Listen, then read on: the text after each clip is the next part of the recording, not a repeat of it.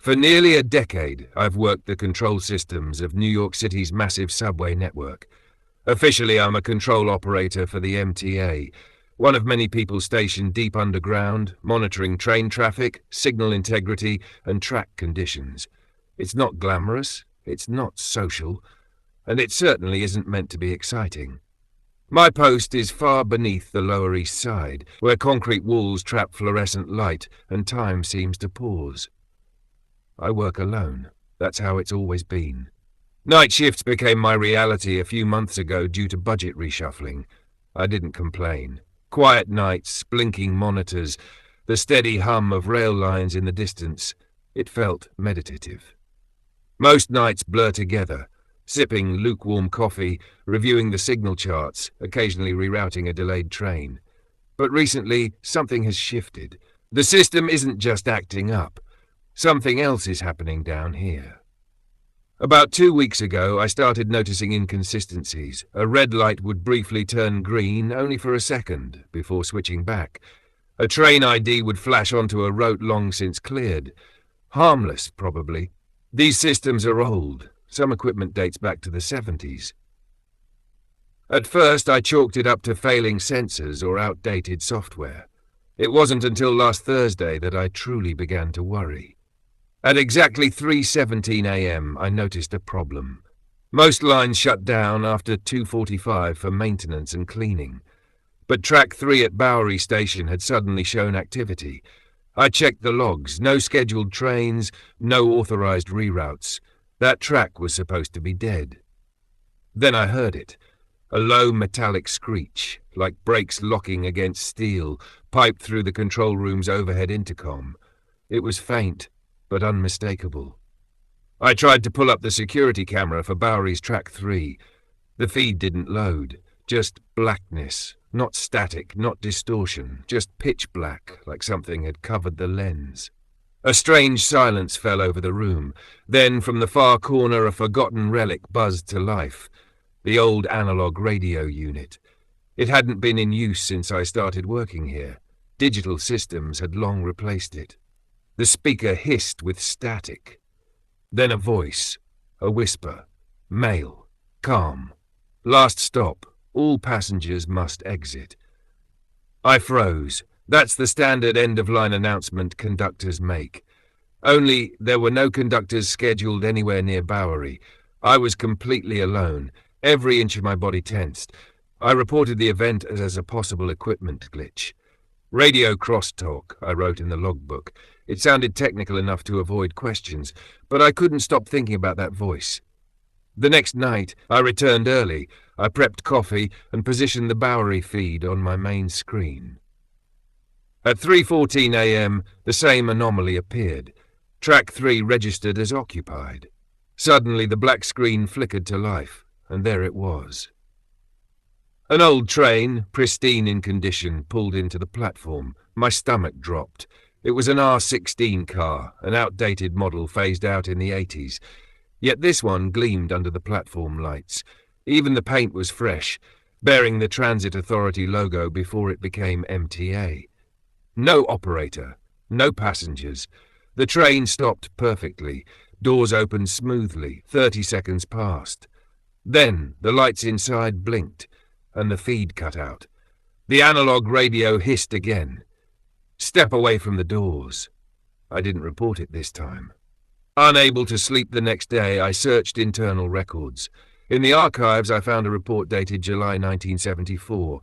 A late-night R16 train on the now-defunct EE line had gone missing. 8 souls on board, 6 riders, 1 conductor, 1 engineer. Last recorded location between Canal and Bowery. Official cause, unrecoverable electrical malfunction. The file was buried, no media coverage, no follow-ups, just silence. I returned to work with a pit in my stomach. At 2:45 a.m., I locked onto the Bowery feed. At exactly 3:13, the pattern returned. Signal activity. Track 3, active. The screen blinked and the same train pulled in. This time a door opened and someone stepped out. A man, mid-40s, dressed in a business suit, slightly disheveled. His skin looked pale, almost waxy. He looked around, dazed. Slowly, he approached the edge of the platform, staring into the tunnel, and looked directly at the camera. Our eyes met. He smiled. My blood ran cold. I grabbed the radio and called Central. "Trespasser at Bowery Station," I said. They checked. Came back. Impossible. Bowery is sealed, no activity until 4. But the man was still there until he wasn't. He walked to the far wall, placed his palm against a rusted maintenance door, and vanished. I started hearing things. Not through the monitors, but in the walls of the control room. Whispers. Not every night, but often enough that I started recording them. When I played them back, nothing. Just static.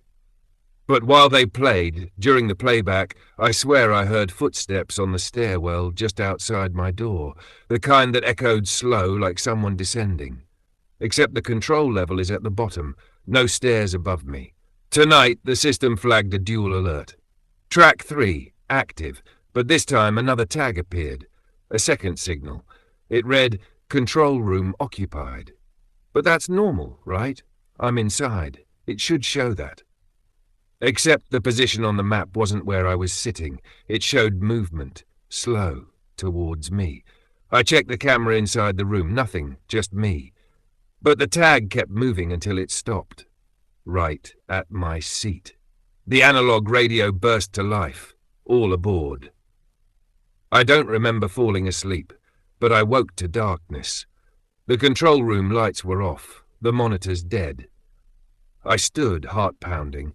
A dull red glow pulsed from the hallway. I walked toward it, past silent panels and cold steel doors, the source of the glow, the entrance to the unused tunnel off track 3. The train was there, its doors were open. Inside I saw them, passengers, silent, still, eyes open but unmoving. The man in the suit stood at the door, watching me. He raised his hand, beckoned. I turned and ran. I'm writing this from the maintenance break room. My supervisor says no one else has reported activity at Bowery. The cameras show nothing. The radio is clean. But every night at exactly 3:13 a.m. I get the same ping. Track 3, inbound, and now a new log has appeared in the system. New route, 3:13, control room to Bowery. Operator assigned. The operator ID? It's mine, and I never signed in. Before any of this began, my life was utterly forgettable. I'd wake up in my dull apartment surrounded by blank beige walls. Every morning followed a routine so repetitive it felt robotic. Grab my uniform, eat a cold breakfast, and go to a job that felt like a holding pattern for real life. Nothing changed. Nothing surprised me, and I think I got used to that. Safe, uneventful, painfully predictable. Then one night, scrolling aimlessly through social media, I saw the ad. It was for a trendy subscription box, no name needed. Their catchphrase? A curated journey back to the moments that made you. Something about that line hit me. Maybe I missed feeling something. Maybe I missed feeling anything. I clicked. The theme I picked was simple. Nostalgia. I filled out their extensive questionnaire. Favorite cartoons, snacks, childhood memories. It felt harmless. Fun, even. I pressed submit. Then forgot about it. 2 weeks later, the first box arrived. Plain white cardboard. Minimal logo. I opened it cautiously, and I laughed. Inside was candy from the 90s. Sugary, sour, simple. It smelled like elementary school. It tasted like Saturday morning. For the first time in months, I felt good. Really good. The box had worked. The next ones would be even better. Box number 2 had a stretchy action figure, exactly the kind I'd owned as a kid. Box number 3 had a DVD of a goofy old movie I hadn't seen since rainy weekends at my grandma's house. Box number 4, CDs from high school bands I'd long forgotten. It felt like magic. like someone had cracked open my memories and served them back to me. I recommended it to co-workers. I started looking forward to mail day. Then box number 5 arrived. Everything changed.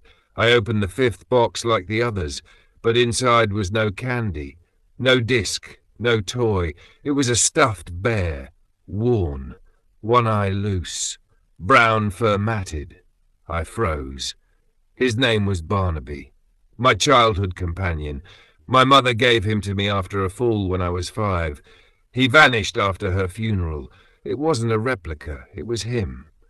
How? I emailed the company immediately.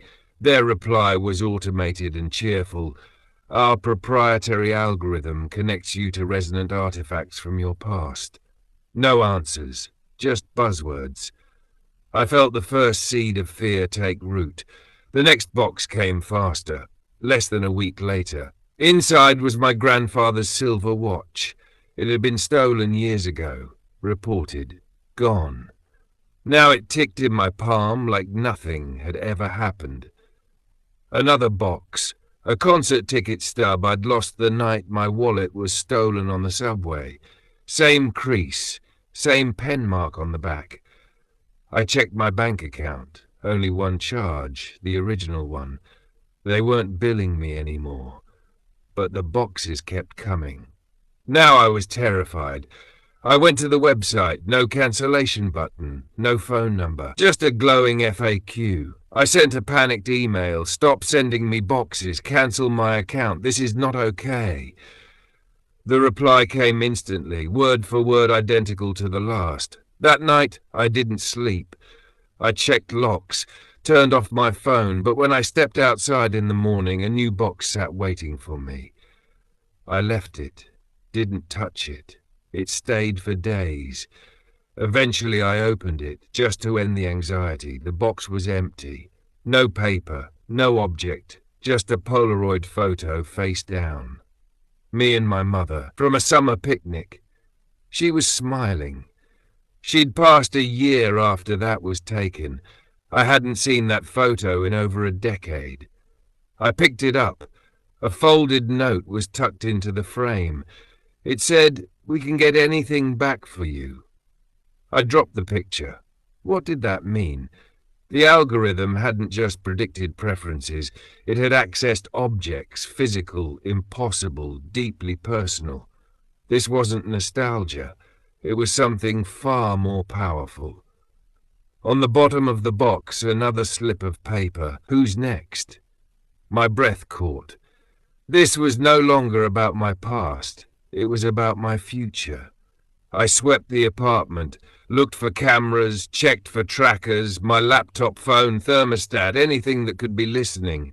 I unplugged them all.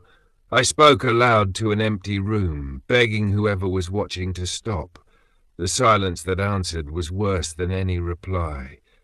The next morning, another box. This one had a broken photo frame, from my first apartment with her. A reminder, or a warning.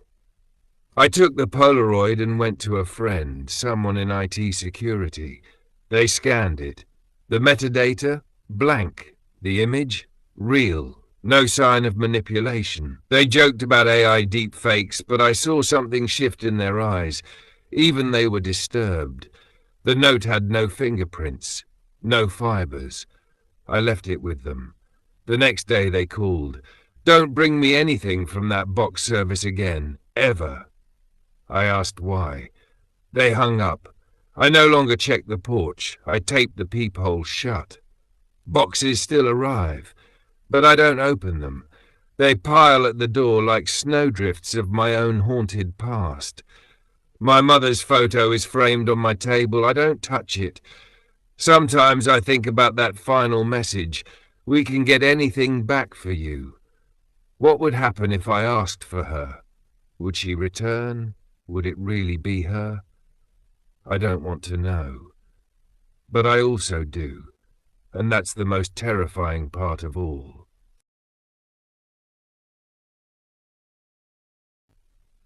We had just one more month to endure. July had arrived, bringing with it the countdown to the end of our lease. 1 month until we could leave the house that had slowly stolen our peace. We weren't wealthy, just a family of 5 scraping by on honest work. 1 car, 3 daughters. My partner and I worked in senior living facilities. Stable jobs, not glamorous, but they paid the bills. Last year, moving into this house felt like winning a prize. After years in a rundown trailer park with leaky ceilings and broken windows, this place felt like a miracle, a real home. Central AC, a garage, a fenced yard. The girls picked their rooms with glee.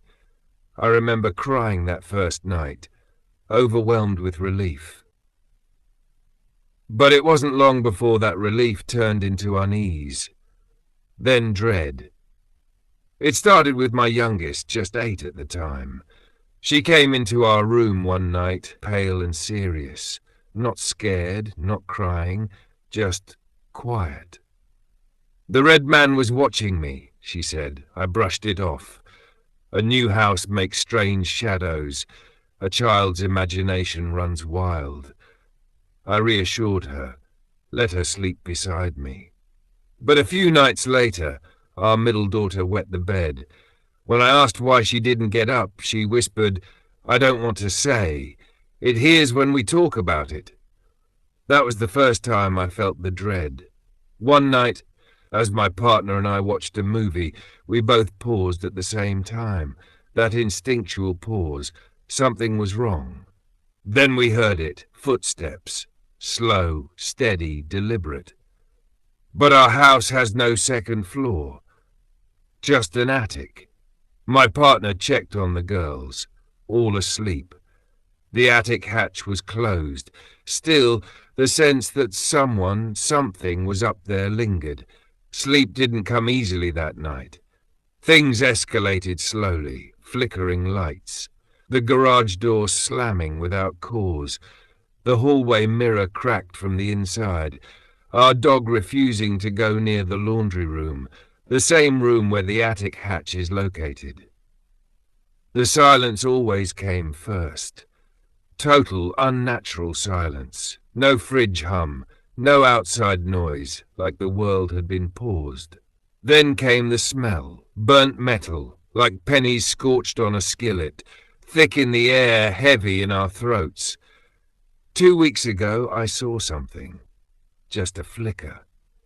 A blur of movement in the hallway vent above the girls' bedroom.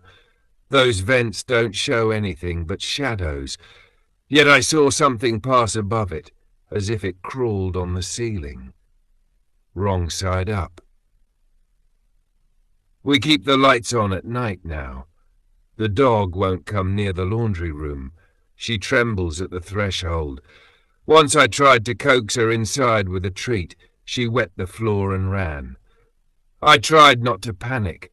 Maybe the house just had bad wiring. Maybe the silence was in my head. Maybe the smell was dust or mold. But it always happened the same way. Silence, then smell, then shadows. Last night was the worst yet. The girls came into our room without a word. Not crying, not complaining, just quiet, like they knew it was safer here. I let them pile into bed. I turned the fan on, kept the hallway light burning. Then, like clockwork, it began. The silence, the complete, eerie hush that makes your ears ring. The fan stopped. The porch light flickered out. The air grew hot, heavy. Then the smell, stronger than ever, a mix of copper and ash. And then a whisper, almost inaudible. My youngest, face buried in the blanket. He's in the vent again. None of us slept after that. We can't leave yet. The lease isn't up, and we can't afford to break it early. But I'm starting to worry this isn't about the house. What if it isn't just lingering here? What if it's noticed us? I don't think it's a ghost. It's not cold spots and flickering candles. It's not whispers through static. It's silence. Total, complete silence that signals something is near. A wrongness that seeps into the walls, into us. I feel it even when I'm not home, at work, in the car, in my dreams. That oppressive hush, that sense of being observed. It's getting worse. We finally opened the attic. It wasn't my idea. My partner insisted. Said we needed to look to know what we were dealing with. I held the ladder as he climbed.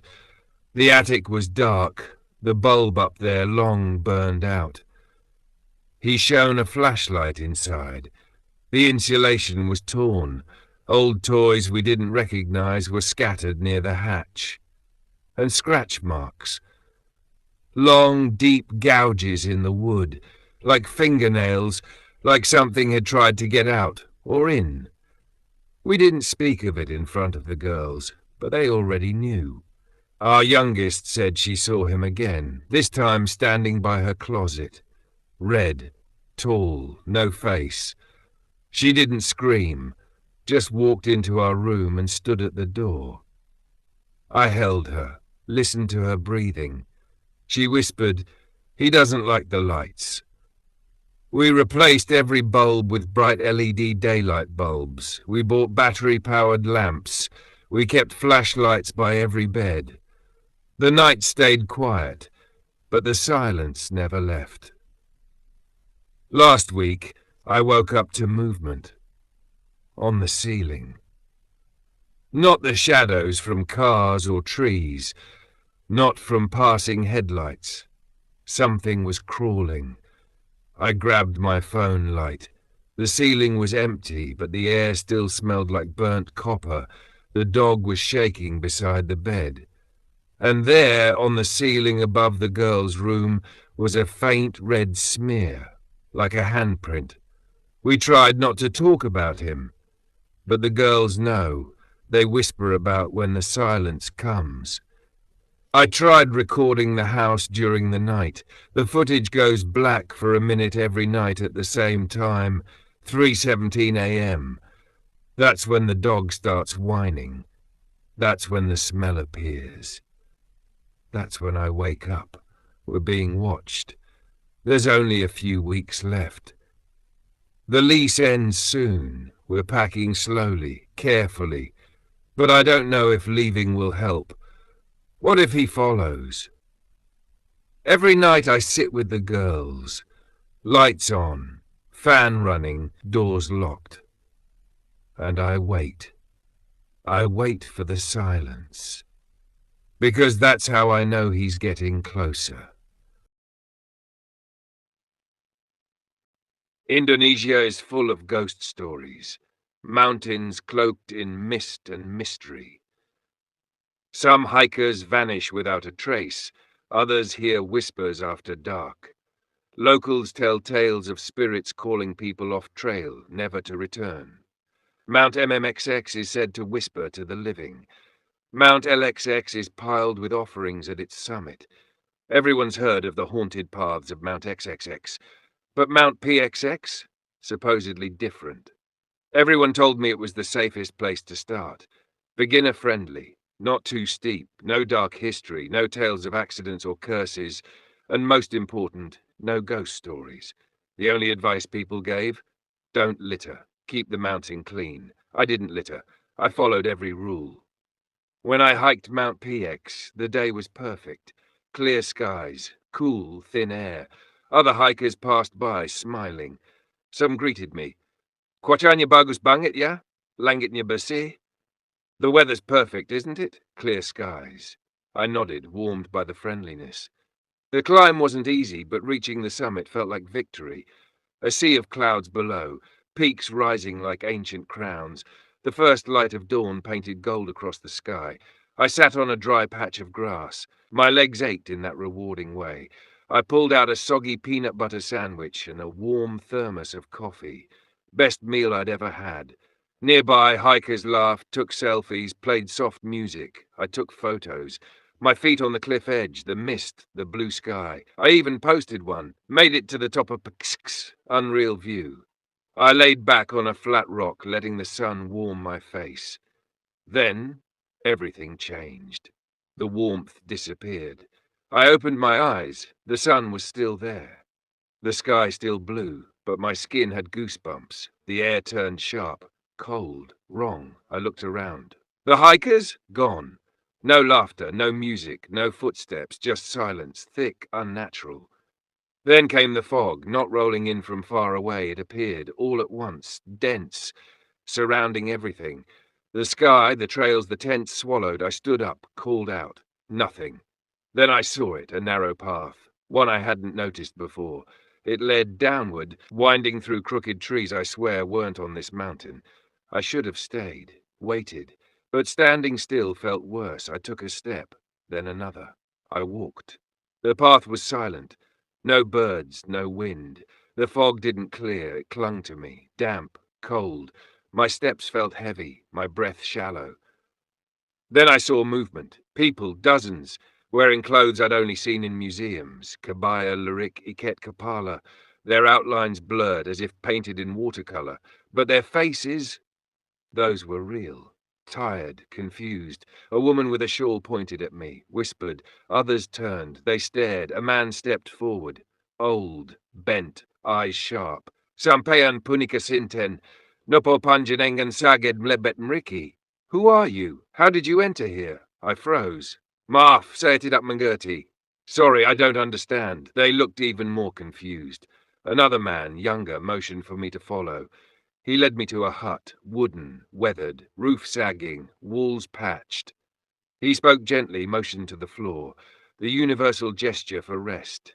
I hesitated but stepped inside. The smell of jasmine drifted in, sweet, familiar, calming.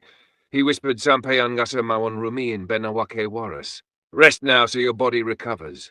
I nodded. He left. I lay down. But sleep never came. The jasmine scent grew heavier, then sour, then rotten. The air thickened, sweet, decayed, metallic. I gagged, my skin crawled, my head spun. I stood up, panicked. The door opened. He was there, but not the same. His skin, flaking, his eyes pits of red, his tongue, black, swollen, dragging, his grin, torn lips, cracked teeth. He hissed, Panjanengan botendipun undang, panjanengan kedadipun korbanakan. You are uninvited, you must be sacrificed. I ran. The forest twisted, figures emerged. Human once, now something else. Faces melting, mouths too wide, eyes blinking sideways. They whispered, shrieked. They chased me. Branches tore at my skin. Mud sucked at my feet. I grabbed a branch, swung, hit something, it screamed. I kept running. I collapsed in a clearing. An old man sat beneath a twisted tree, dignified, calm. He watched me. You are not from here, he said. You are the first to cross. That's why they fear you, why they want to erase you. I asked, how do I leave? He paused, then said, replace yourself with another, or wait for the fog to clear, or offer a sacrifice. None of the choices sounded like survival. They were coming.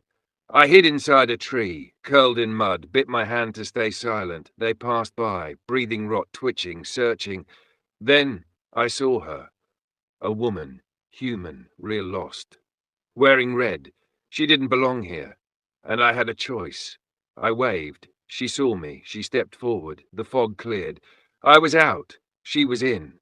The forest returned to normal. Sunlight, birds, green. I ran. To the guard post. Tolong ada wanita hilang. She already came down, the guard said. Signed the logbook. An hour ago. I checked. She hand. Weren't you supposed to be out of town? I called my cousin. Kamu kemana? Kata nenek kamu hilang seminggu lalu. Sejak kapan aku sama nenek? Dari seminggu lalu. Jangan bercanda. A week? To them I never disappeared. I went home, but something had taken my place. No one noticed. And the path? Still there, somewhere. Waiting for the next person to step wrong. The fog never truly leaves, and neither do the ones who walked into it. Even if they come back, they don't return alone. Have you ever entered a place that felt off? Not cursed, not haunted, just wrong. Like the walls were watching. Like the air had witnessed things no one should see. Like the building itself was quietly holding its breath, waiting. Some places aren't made for people. They're made to feed on them. That's how I explain what happened to me during the worst job I ever took. It started with a night shift at a quiet restaurant on the edge of nowhere, deep in Utah, where the road turns dusty and cell signals vanish. The kind of place that disappears from maps and memory alike. I was broke. Really broke. The kind of broke where your stomach makes more noise than your phone, and your fridge looks like an empty closet with just a bottle of expired ketchup holding down the shelf. My car had died on a nameless road, and rent was breathing down my neck. Then I saw the ad.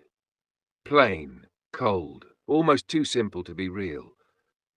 Night shift help needed, start tonight, no experience necessary. No interview, no qualifications. Just show up. Red flags? 100. But hunger makes you do things you wouldn't consider in daylight. I called. A man answered. Doug, he said. His voice, it felt like he was reading a bedtime story to a wall. Flat, cold, distant. Come at midnight, Doug said. We'll show you around. Wear black shoes. No logos. Click. That was it. No address confirmation, no job title, just instructions and a dial tone. Midnight came fast. I followed the vague directions to a stretch of road that hadn't seen headlights in weeks. There it stood, the restaurant, alone, flickering, buzzing under a dying sign. The logo, half-lit, barely holding on. The lot was empty, the building too quiet. I stepped inside. No sound, no welcome. Just cold, not AC cold, not fridge cold. A deeper kind of cold, the kind that reaches through your jacket and settles behind your ribs. And there he was, Doug. Mid-50s, pale, thin, like someone had erased all expression from his face and forgot to put it back. He handed me a sheet of paper, no words spoken. I looked at the bold heading, Rules for the Night Shift. Then Doug spoke. Read it, learn it, break a rule, and you're done. There were 7 rules. Never open the drive-through window after 1:11 a.m. No exceptions. If the fryer dings more than twice in a row, unplug it. Do not check inside. If a customer knocks on the lobby door between 2 and 2:15 a.m., ignore them. The ice cream machine cleans itself at 3 a.m. Do not interrupt. If you hear crying near the mop sink, turn the radio to static. Between 3:33 and 3:44 a.m., avoid looking into mirrors. Never enter the play area. I let out a nervous chuckle. Doug didn't. His face stayed blank. This isn't a joke, he said. And with that he turned and vanished into the kitchen. I hadn't even clocked in. But I already knew this job wasn't just a job. It was something else, a test or a trap, and I had just walked straight into it. I didn't sleep after that first shift. I didn't eat. I just sat on my floor, knees hugged to my chest, staring at that greasy piece of paper like it was scripture. The rules, the commandments of survival, and the one I hadn't broken had nearly broken me instead. Rule 1. Never open the drive-through window after 1:11 a.m. No exceptions. I didn't open it, but I listened. I heard it, and it knew my name. It was Saturday night when I went back. I told myself I wouldn't. I told myself no amount of desperation could justify walking into that place again. But desperation has a way of sounding like logic when you're broke enough, so I went. Doug was already inside. He always was. Same paper skin, same stiff stare. He handed me the envelope from the first shift. It was thick, too thick. I didn't ask questions. He said, same rules, don't die. That was the closest he'd ever come to a joke. Midnight. I clocked in, read the rules again, word for word. But something had changed. Beneath the original 7, someone had written in red ink, If the window speaks your name, cover all reflective surfaces. Do not answer. That wasn't there before. And I hadn't told anyone my name. 1 a.m. The hum of fluorescent lights buzzed like insects in my skull. I busied myself restocking sauces, hoping the fryer would behave, hoping the ice cream machine would stay dead, hoping nothing would need a rule. But hope is useless in that place. At 1:08 a.m., the air shifted, heavier, denser, like it was watching me breathe and counting how many I had left. Tap. Not a knock this time, a single tap, delicate, intentional, like a fingertip saying, I'm still here. 1:10, another tap. This one dragged, like a nail across the glass. Then a voice, soft, sweet, Alex, my name. No one knew it, not here, not Doug, not the pay envelope, no ID was shown, no forms filled. Alex, it repeated, this time warmer. We missed you. My knees buckled. I staggered back. The fryer hissed. The ice cream machine moaned from somewhere deep within. The whole place felt alive. The paper said, cover all reflective surfaces. I grabbed napkins, sauce trays, trash bags, anything I could find. I covered the fryer, the warming bin, the soda machine. Then the mirrors, the window, the order screen. It kept speaking, like a lullaby soaked in malice. Alex, we remember you. I screamed, but it came out dry. Nothing left to scream with. Just breath and terror. Then the window fogged up. A finger traced a heart shape. Inside it, one word, home. I locked myself in the freezer. Not smart, not warm, but the only place with no windows. The voice didn't follow, but it laughed. Not outside, inside, like my brain had picked it up like a radio signal. I stayed in there until 2 a.m. Then came Rule 3, knocking. This time on the front door. Not sharp, not loud. Polite. I crept out of the freezer, wrapped in frost and dread. The window voice was gone, but something else had taken its place. A woman. Blonde. Pale. Pressing her hands against the glass. Please, she said, I just need to use the phone. Rule 3. Ignore anyone at the front door between 2 and 2:15 a.m. My car broke down, she continued. It's freezing. I can see you. She could. I'd forgotten to duck. She smiled. Then she said it. I ran. I hid in the dry storage, smell of onions, cardboard and bleach surrounding me like a coffin. My breath turned visible. The heat had left the building. For 15 minutes she stayed. I heard her pacing, tapping, scratching. Then came silence. Then the smell, burnt sugar and something else, like skin on a hot pan. At 2:16 I emerged. The lobby was empty, the doors still locked, but on the window, fingerprints. Too many, upside down, sideways. Inhuman. I scrubbed until my hands bled. That was night 2, and I learned something. Some rules aren't just instructions. They're warnings for when the rules start learning you back. Next shift, I brought tape, foil, paint, covered every reflective surface I could find, because I knew what was coming. They say silence is golden, but that night, silence felt like a trap.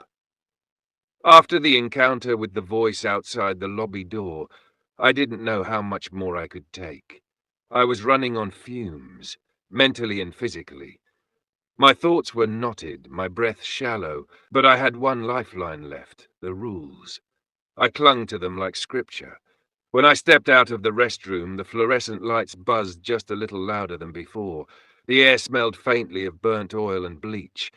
My shift wasn't over, and my gut told me the next test was close. I glanced toward the fryer. It sat still, innocent. Shiny stainless steel, silent. Then ding! I flinched so hard I nearly dropped the mop I was holding. One ding. I stared at it, unmoving. Ding! 2. I held my breath. Ding! 3. Too many. I didn't think. I didn't hesitate. Rule 2 flashed like a red warning light in my mind. If the fryer dings more than twice in a row, unplug it. Wait 5 minutes. Do not check inside. I dropped the mop and rushed toward it. My fingers trembled, barely gripping the thick plug. The fryer hissed like it knew I was coming. I yanked the cord out. The hum stopped. Silence fell, but the smell, oh God, the smell. Something scorched. Something sickly sweet, like burnt sugar mixed with rotting meat. I gagged, hand over my nose, my eyes watered.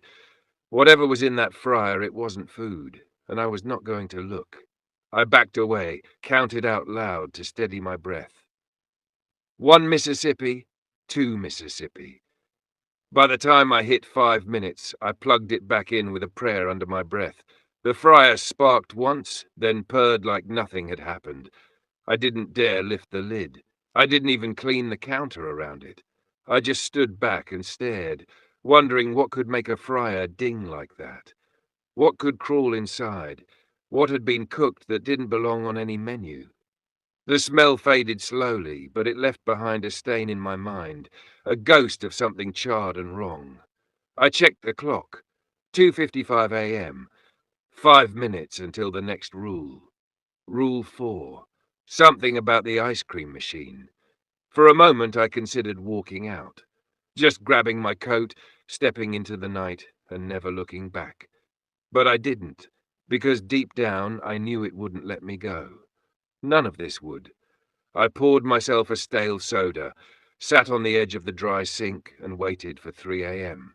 Because in this place, time wasn't a blessing. It was a countdown. And the fryer? The fryer was just the beginning. I'd been working the night shift for about a week now. My nerves were frayed, my sleep patterns ruined, but somehow I was still coming back. Rule after rule I'd managed to survive, but Rule 7 still loomed like a storm cloud I refused to stand beneath.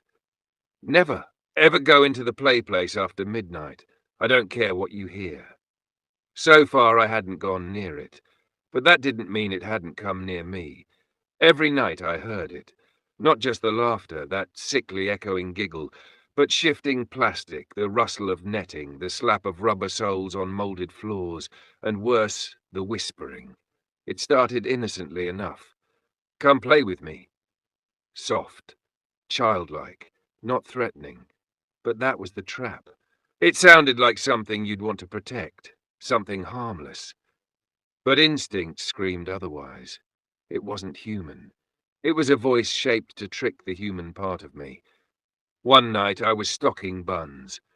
We kept them in a deep drawer under the sandwich prep station. Nothing fancy, just long rows of pale yellow bread wrapped in plastic. I'd opened the drawer and started stacking when I noticed it. Blood. Not ketchup, not dye. Blood.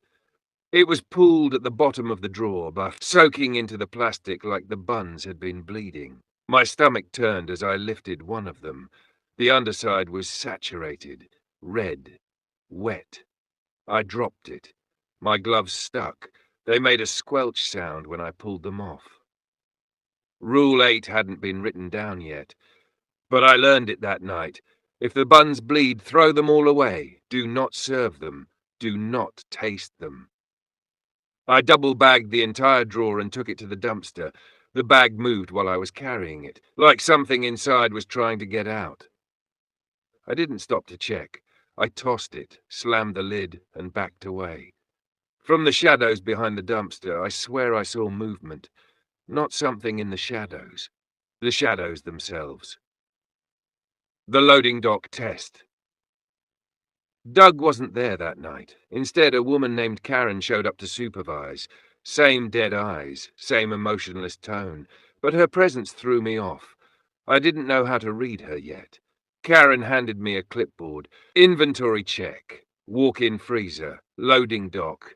Paper goods. I didn't want to go near the walk-in freezer. The last time I'd been there, the nugget box had breathed. But orders were orders. I started with the freezer. Everything looked normal, cold, metallic, boxes stacked high. I counted the cases and marked them off. Then something caught my eye. A note, taped to the back wall. written in grease pencil, barely legible. If the lights go out, don't breathe. They can smell breath. That's all it said. I didn't understand it until the lights did go out. All at once, complete darkness, no flicker, no warning, just off. I froze. I held my breath. Something heavy thudded against the floor. A dragging sound followed, slow, wet, then a voice right behind me. Not a whisper, a wheeze. Found you. I nearly passed out, but the light snapped back on. The freezer was empty, silent, no sign of anyone else. I left without finishing the count. When I returned to Karen, she didn't ask for the clipboard, didn't even look at it. She just nodded once and said, "You passed." Passed what? Another test? Another layer of whatever this job really was? The eyes in the fry bin. I was restocking fries, bent over, shoveling frozen sticks into the metal tray when I saw it, reflected in the fryer hood above me, not behind me, inside the reflection. Eyes. Not human eyes. Not animal eyes. Something else. They blinked. Sideways. I looked up. Nothing there. The fry bin was empty, the reflection gone.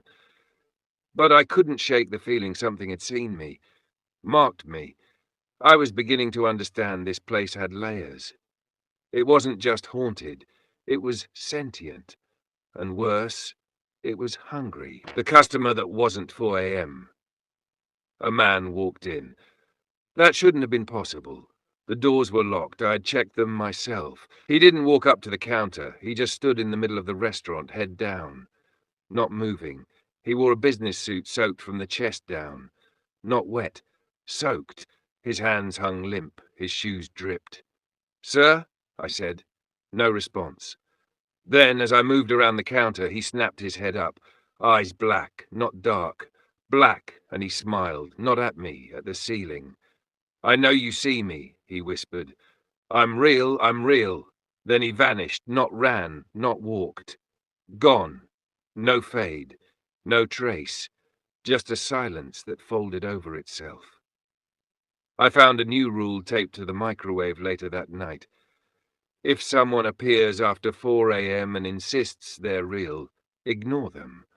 They are not. They want to be. Something the girl with no name. I didn't show up the next night. You might think that was smart, logical, human. But logic doesn't have much gravity when you've been pulled into something deeper than survival. Something that doesn't want you to leave. I tried. Really, I did. I told myself, one night was enough. That place isn't real. It's a waking nightmare. But nightmares fade. This one didn't. I dreamt of the play place, of the reflection in the mirror that smiled without me, of cold buns that bled when I bit into them, of voices outside the drive-thru whispering with my mother's voice.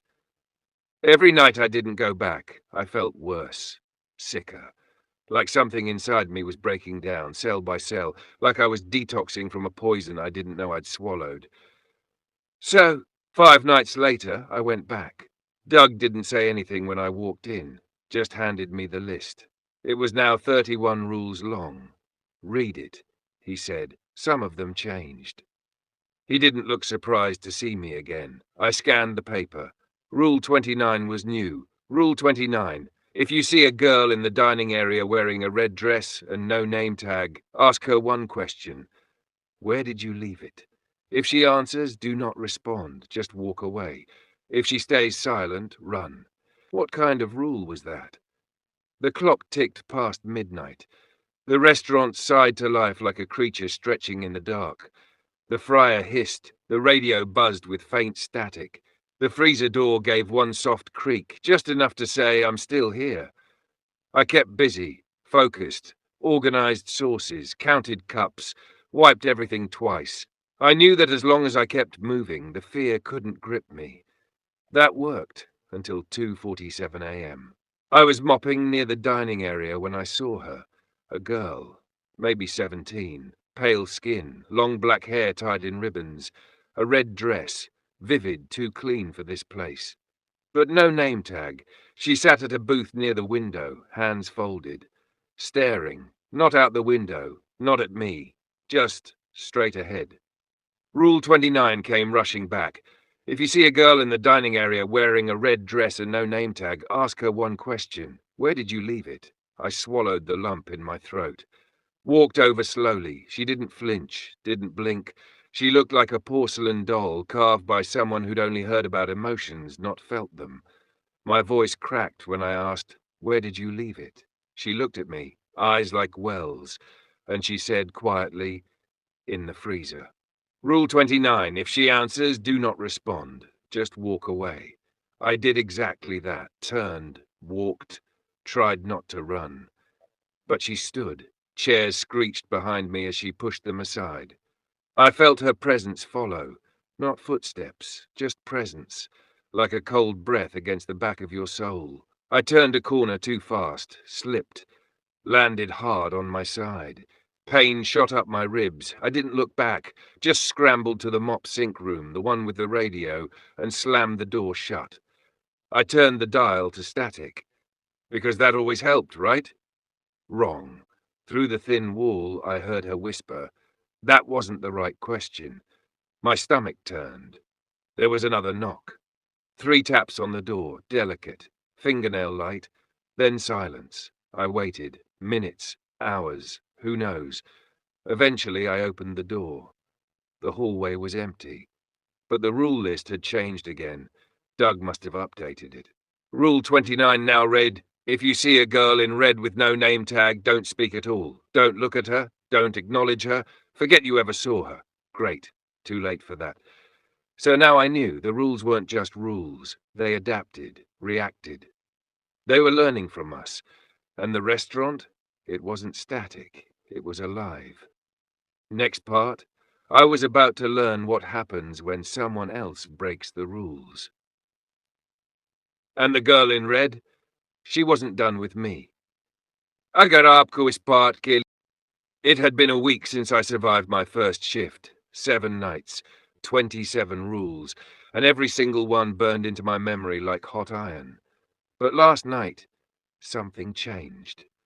There was a new rule taped to the wall when I arrived. It was handwritten this time. Crooked letters, like someone scribbled it in a hurry or with shaking hands.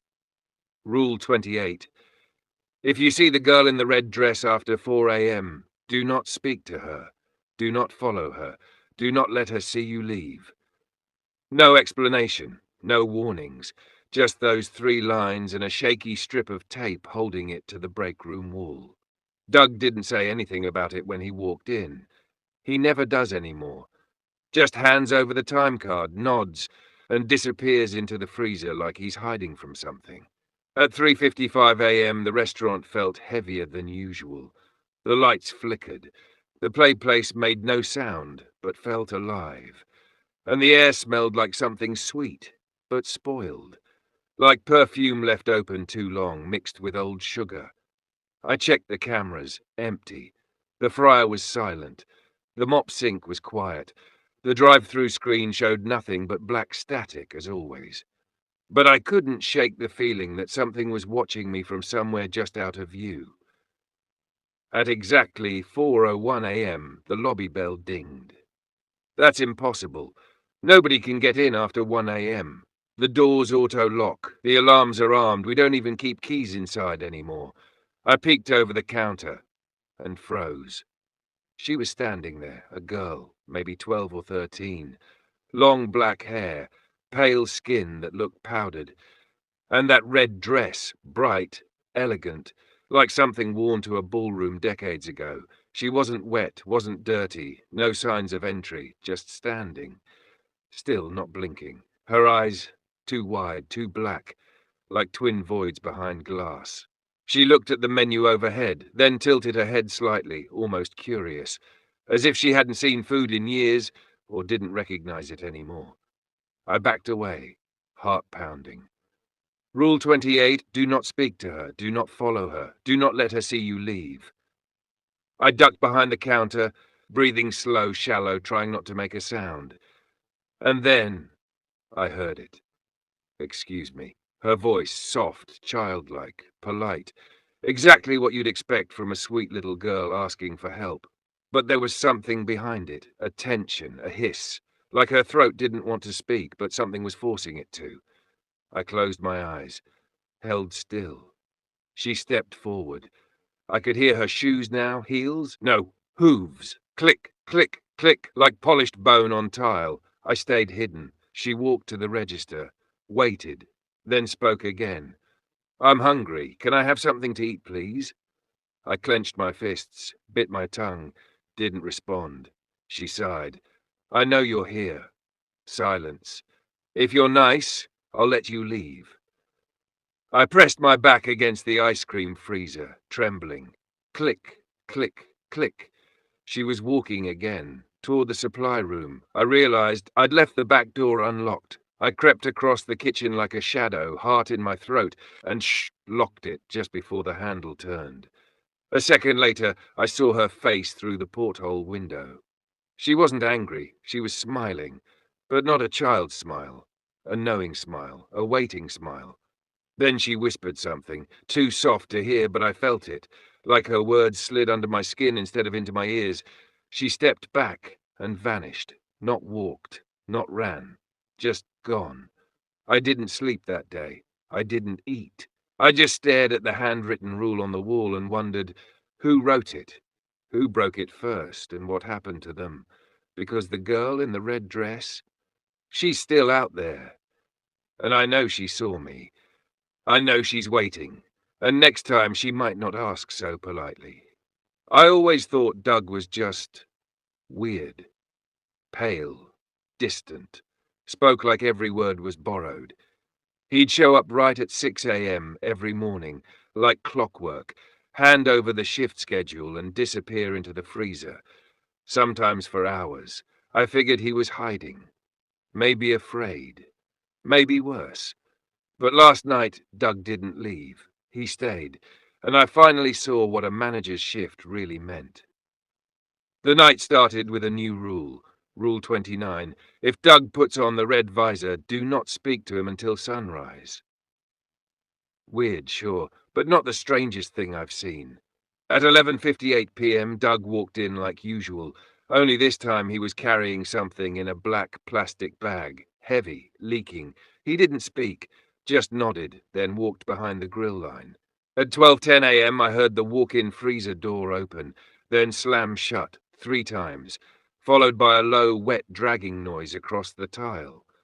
I didn't ask, because at 12:30 I saw it. Doug, in the lobby, wearing a red plastic manager's visor. His posture? Different. Taller. Stiff. His arms didn't move when he walked. His legs didn't bend. He shuffled like a puppet whose strings were pulled wrong, and his face blank, no eyes, just smooth skin where they should have been. Like clay. Like something erased him. He walked into the play place. I froze. Rule 7 flashed in my brain like a neon warning. Never ever go into the play place after midnight. But Doug just walked in. No hesitation. No fear. The plastic tunnels swallowed him whole. And then, the screams. They didn't sound human. They didn't sound like Doug. They sounded like something mimicking pain. A creature trying to remember how people sounded when they suffered. And then, silence. The kind that hurts your ears. At 3 a.m., the door to the play place opened. Doug walked out, still wearing the visor, but his shirt drenched, his hands shaking, his shoes gone. He didn't speak, just walked past me, into the freezer. The door clicked shut, and that was it. No explanation, just the quiet knowledge that whatever lives inside the play place talks to him, maybe commands him, or maybe, just maybe, he's the only one who understands it. When I checked the schedule taped to the backroom wall, I noticed something scratched into the corner with a pen. Only the manager may feed the tunnels. I stared at that line for a long time, and I realized something. Doug doesn't manage this place. The place manages him, and someday it might manage me too. I didn't sleep after that first shift. I didn't eat. I just sat on my floor, knees hugged to my chest, staring at that greasy piece of paper like it was scripture. The rules. The commandments of survival, and the one I hadn't broken had nearly broken me instead. The next night, when I arrived back at the restaurant, something was different. Not visibly, not even audibly. It was like the molecules in the air had been rearranged. The feeling you get when you step into a room right after someone's screamed but no one says a word about it. Doug handed me the same paper, the same font, but this time it had 9 rules.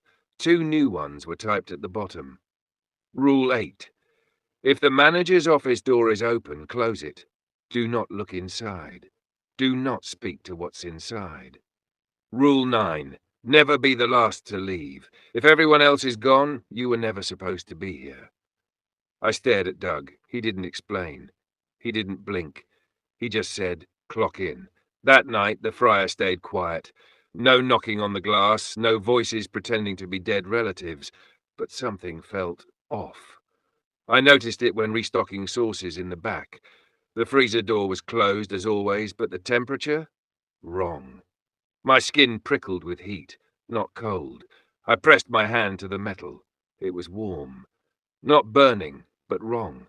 Freezers don't warm up, not unless they're dying, or something's inside, pretending. I left it alone. Didn't open it, didn't ask. At 3:70 a.m., the manager's office door creaked open on its own. I was across the kitchen, wiping down the prep counter when I heard the hinges squeal, a slow, painful sound like metal remembering something traumatic. The door had never been opened before. I stopped moving. Every part of me froze except my eyes. Inside the office, it was dark. Not empty, just wrong, like the shadows inside weren't cast by anything. They just existed, self-made, self-sustaining. Something inside moved, a shape, hunched, breathing but without sound. I didn't see a face, I didn't see eyes, but it saw me. I knew because the air thinned, my lungs screamed. My mouth dried out in an instant like I'd just inhaled an entire desert. I remembered the rule. Closed the door. Didn't speak. Didn't breathe. As soon as it clicked shut, the feeling lifted. Barely. And Doug? Nowhere. Not at the counter. Not in the kitchen. I wasn't sure if he'd left or if I'd just become the last one here. Rule 9 flashed in my head like a neon warning. Never be the last to leave. I ran to the dining area, checked every table, every booth, empty. I shouted into the back hallway.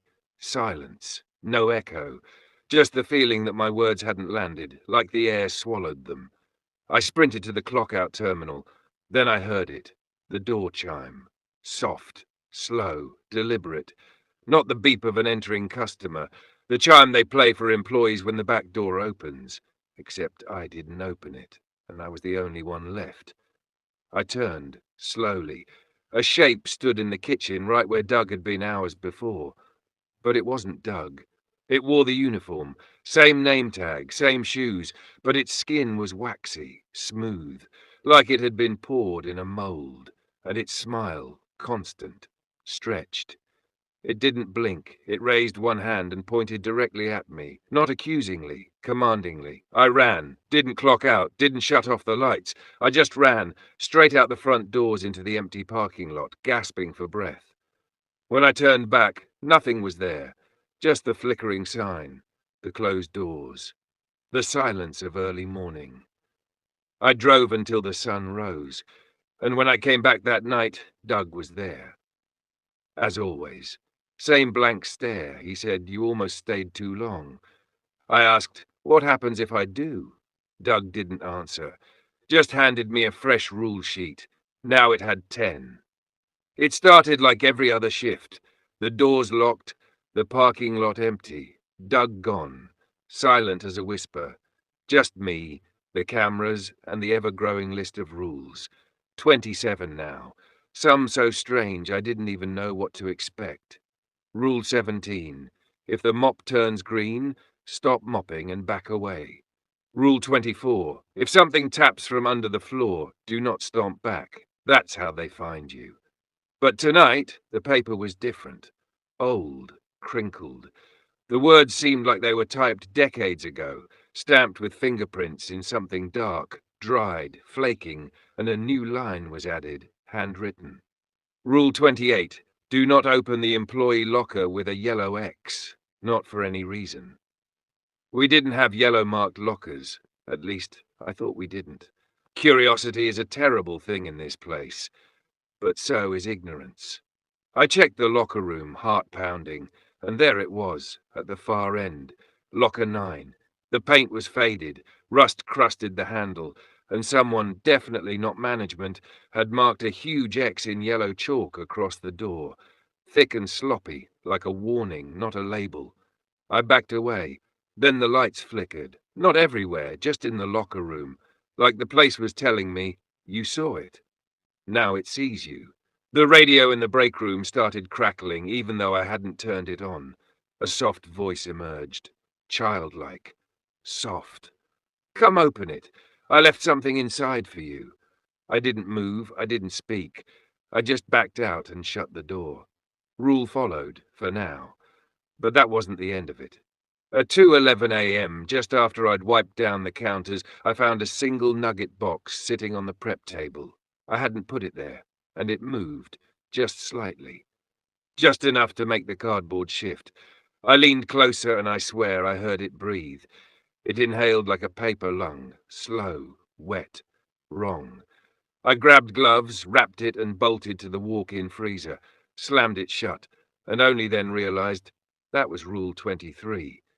If the nugget box breathes, put it in the walk-in freezer. I stood there, heart racing, staring at the frost-bitten door. Inside, something thumped. Once, then twice. Then it stopped. The job wasn't just strange now, it was evolving. Reacting. Learning from me. Every time I passed a test, the restaurant gave me a harder one. Like it was grooming me, preparing me for something worse. And then the birthday clown came back. At 4:04 a.m., the camera in the lobby lit up. There he was. Full costume, oversized shoes, hat tilted sideways, a smile too wide even for cartoon standards. Waving. He didn't knock, didn't speak, just waved and held a single balloon. I didn't wave back. The balloon floated toward the glass and popped. He disappeared. I checked the camera again. Nothing. Just empty chairs and stale air. Doug showed up at 6 a.m. Same stare, same silence. He handed me an envelope, thicker than usual. Extra this week, he said. You followed the new ones. I nodded, still trembling. How many more? I asked. He looked at me. No emotion, no concern, just acceptance. As many as it takes, he said, and walked out. They say every rule has a reason. A history, a story soaked into the walls, whispered between the tiles, burned into the plastic of every faded chair. But Rule 7 was different. Never, ever go into the play place after midnight. I don't care what you hear. It wasn't just a rule, it was a warning, a final line in the sand. And tonight, I was going to cross it. The store was quiet, too quiet. Every shadow seemed to flinch when I moved. Every reflection shimmered like it knew I was going to break the only rule that really mattered. I stood in front of the playplace entrance. The colored tubes twisted upward like veins beneath bruised skin. The plastic had dulled with age, but in the moonlight leaking through the high windows it shimmered, wet, pulsing, almost breathing. I took out the flashlight, I took a deep breath, and I stepped inside. The plastic tunnel swallowed me whole. The sound disappeared first. My footsteps made no echo. The flashlight flickered once, then stabilized, casting a narrow beam ahead. Everything was coated in a thin film of grease and something stickier. The tunnel stretched far longer than it should. The structure from the outside was maybe 20 feet long, but inside it coiled like a snake, spiraling deeper, tighter, and then the laughter started. Soft, distant, childlike. But it wasn't happy. It was mocking. I crawled faster. My radio, clipped to my belt, hissed static. I kept it that way. Rule 5 had taught me to trust static. It was my shield now. The tunnel turned sharply downward, too sharply, like a slide built by something that didn't understand physics or safety. And suddenly, Unknown time. I landed in a ball pit, or what used to be one. The balls were deflated, sticky. Some were cracked open, revealing pulp and bone-like centers. The room was massive, bigger than the restaurant, bigger than any building should be. In the middle stood a carousel made of melted plastic and human limbs, spinning slowly, playing a tune I couldn't place, until I realized it was the ice cream machine's cleaning cycle, slowed and reversed. Figures danced around it. Children, but not really. Their faces were wrong, sketched on too flat, too wide-eyed. Their arms jerked like marionettes. One turned and looked at me, its mouth open sideways. "Welcome home," I backed up, only to feel hands on my shoulders. Doug. No, not Doug. Something that wore his shape like a costume. The eyes were black pits. The mouth didn't move when it spoke. "You made it," he said. "You broke the final rule." I tried to run, but the floor wasn't solid. It pulsed, gripped my legs like soft concrete. "You always were curious," it said. "That's why we chose you." The fake children circled me now. Singing. We all scream for the ice cream man. Then the lights went out. I woke up in the supply closet. On my chest was the rule sheet, a new one, 38 rules now. The top was highlighted in red. Never go into the play place after midnight. You already did. Now, remember your job. Doug was there. Real Doug? He looked normal, like nothing had happened. "Welcome back," he said, handing me an envelope. "You're promoted." What does that mean? He smiled. "For the first time ever, it means you're part of it now." 6 a.m. I walked outside. The sun was rising. Birds chirped. A breeze carried the scent of fresh fries and something else. Sweet, sour, like rot wrapped in cotton candy. My car was working again. No one believed me when I told them, so I stopped telling the story. But sometimes, when I sleep, I hear it. The play place, calling, begging, waiting for someone else to break the rules. And one day, they will. Because this place never stops feeding. It just waits for the next person desperate enough to take a night shift that shouldn't exist. The end.